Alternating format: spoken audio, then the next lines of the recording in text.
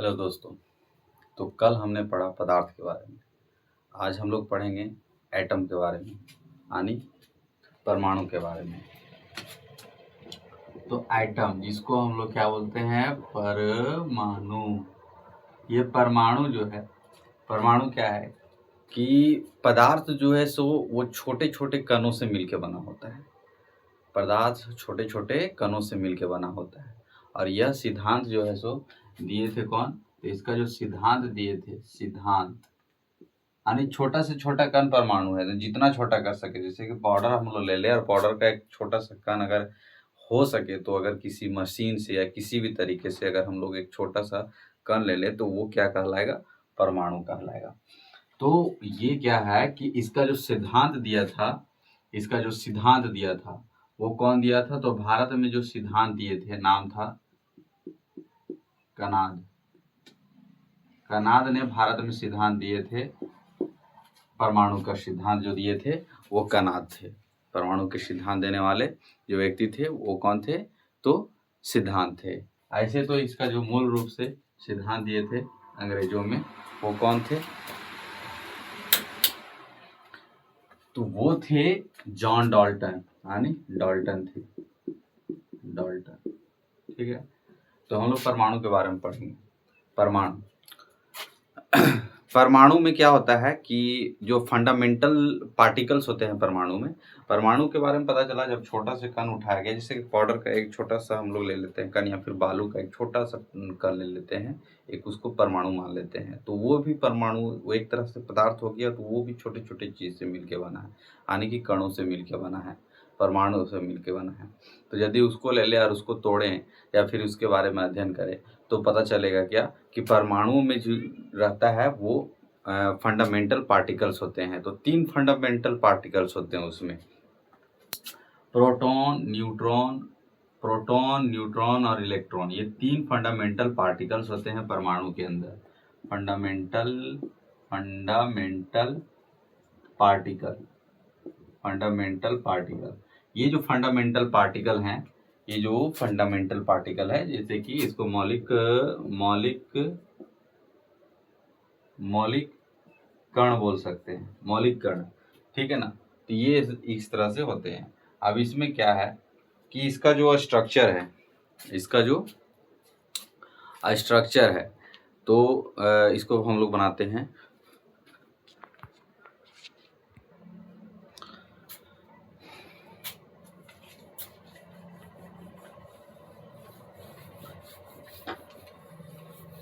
तो न्यूक्लियन, जैसे कि ये स्ट्रक्चर हो गया।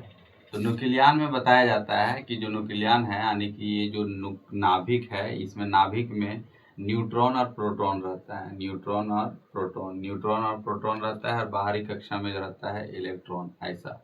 ठीक है। अब न्यूट्रॉन और प्रोटॉन, अब इसमें हम लोग आगे देखेंगे कि न्यूट्रॉन, ये जो नाभिक होता है, ये जो नाभिक होता है और ये जो परमाणु है, तो परमाणु की जो त्रिज्या होती है, परमाणु की त्रिज्या क्या होती है? तो परमाणु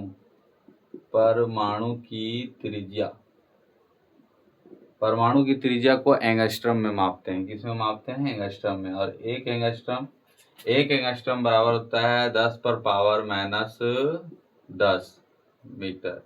हाँ, और ये जो होता है नाभिक का जो त्रिज्या होता है, नाभिक का त्रिज्या जो होता है, नाभिक का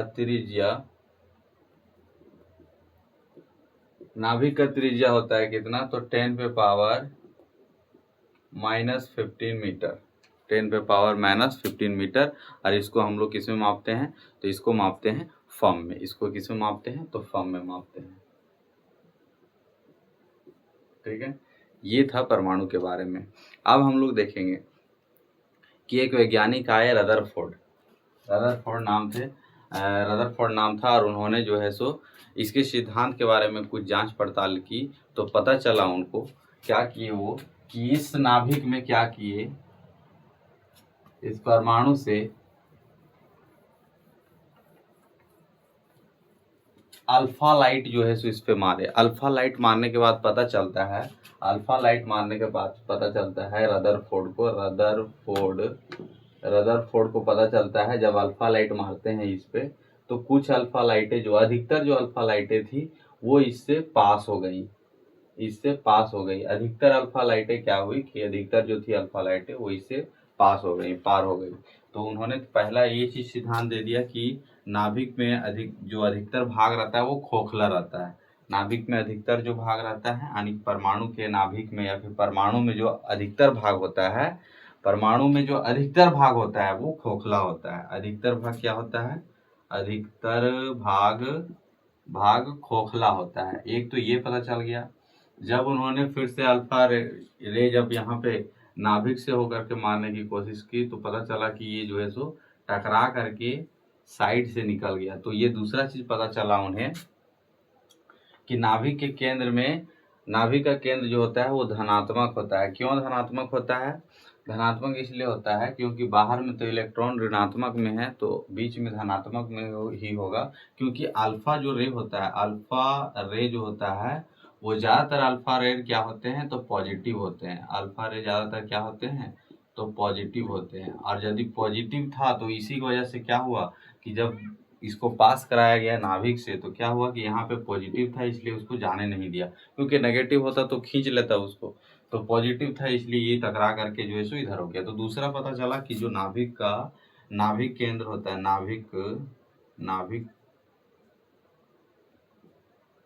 नाभिक जो होता है, नाभिक में यह नाभिक धनात्मक होता है, धनात्मक।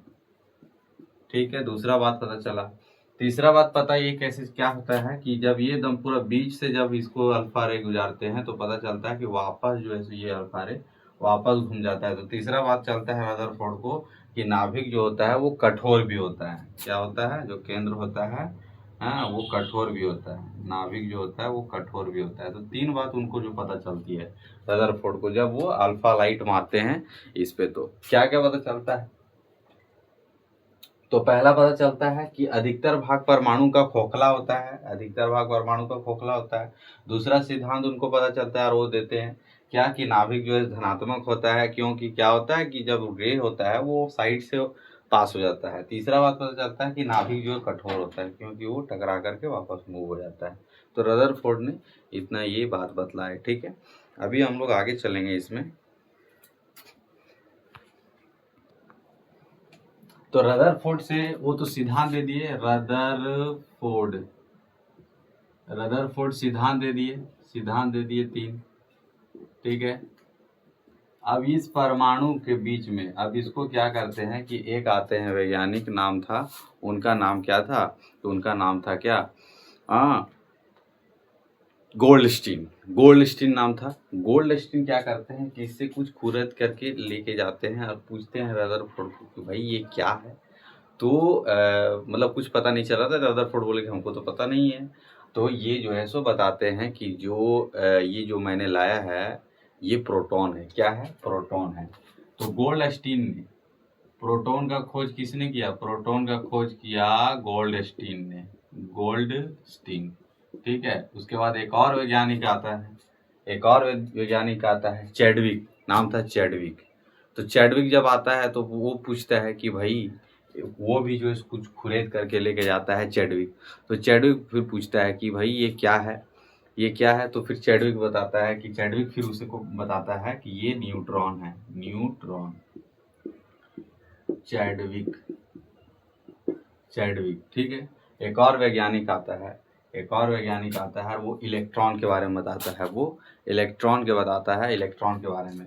तो इलेक्ट्रॉन नाम था थॉमस, जे थॉमस।